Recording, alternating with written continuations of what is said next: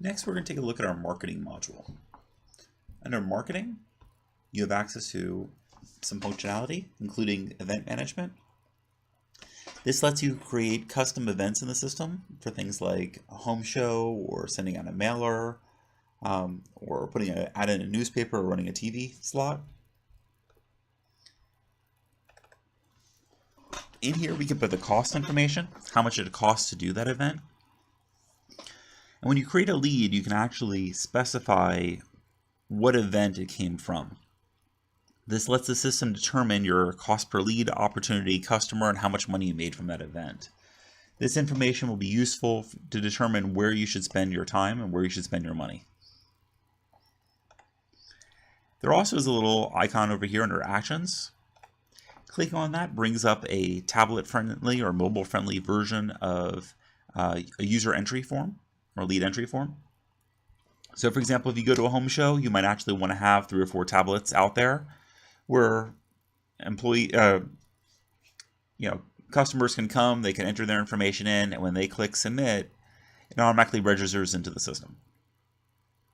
This way, no one has to actually import or type in everything. They do not have to be signed in to access this form. This form is basically, you can just copy the URL and send it to all the mobile devices. So there is no security risk. Next, we have campaign management. Campaign management allows you to create email blasts in the system. Here we actually define the email and what we want to send. If you notice, we actually keep track of some other additional statistics, including anytime one of those emails is open, we can increment the read rate to know that a particular user has read the email. We also have unsubscribe. All of our email blasts actually contain a unsubscribe link, and if the user clicks it, we can see that as well. Total emails sent and total emails that failed. Okay. When I click on one of these designers, it opens up a visual display. My icons are no longer attached because I would link to somewhere on the internet and they're moved, gone. If you're familiar with HTML, you click on source, and here's HTML that you could edit. This was actually an email that I received, so I basically just put it into the system. Now, if you want to create, check boxes, radio boxes, you can actually click on these and just click on the screen. This is a what you see, what you get editor. You could highlight some text and change the font size, or change the font. So you can visually edit it even if you're not familiar with HTML. When you send an email, you can target, let's say, advanced filters. I get a whole list of things I want to be able to filter down who I want to send it to. You can send a test email by clicking here.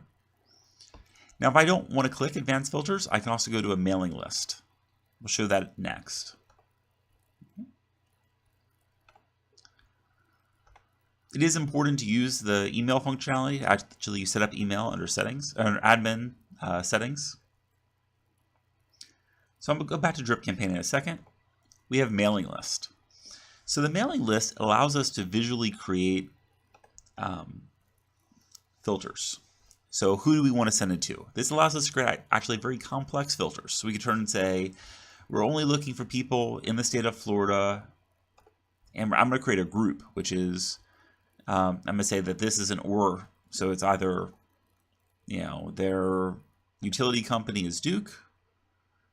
Add another rule, or they have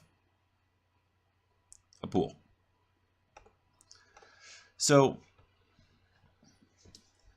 I'm searching for only people in Florida who either have a utility of Duke or a pool. But you can create whatever kind of rules you want. The system is smart enough that it doesn't send the same email to the same person, the same email campaign to the same person. So there is no risk in actually creating these, filters and targeting that same group. Clicking on this magnifying glass gives you a preview of the people who are actually in that campaign. So you can see in that mailing list, you can see who it actually pulled up, so you can verify that. Mailing labels, or if you want to print out labels from the system, you can do that as well. So if you want to send postcards, you can print the mailing labels using a standard A3 form, and then you can just put those on the postcards. Drip campaign works with grouping. So I could create a campaign associating with a group. And then I can, under actions, I can pick what campaigns I want to send out at what intervals. So if I add a new lead, I could turn and say they came from this home show. Well, maybe I have to come up with a communication plan for that home show to say, well, on day zero, which is as soon as they enter them, or day 2, 2 days later, or day 4, 4 days later, trigger this to go to them. So I can use this to create a whole communication flows and communication plans with that lead. We have a newsletter list. So in the system, there actually is a widget under admin widgets that allows you to create a newsletter HTML block that you can put on your website. This allows people visiting your website to sign up for your newsletter, and then you can target them for email blast. This just shows you everyone in that newsletter list. The dialer is actually the only piece of the system currently that is a separate cost. We actually have a video on dialer that will go into that and its features.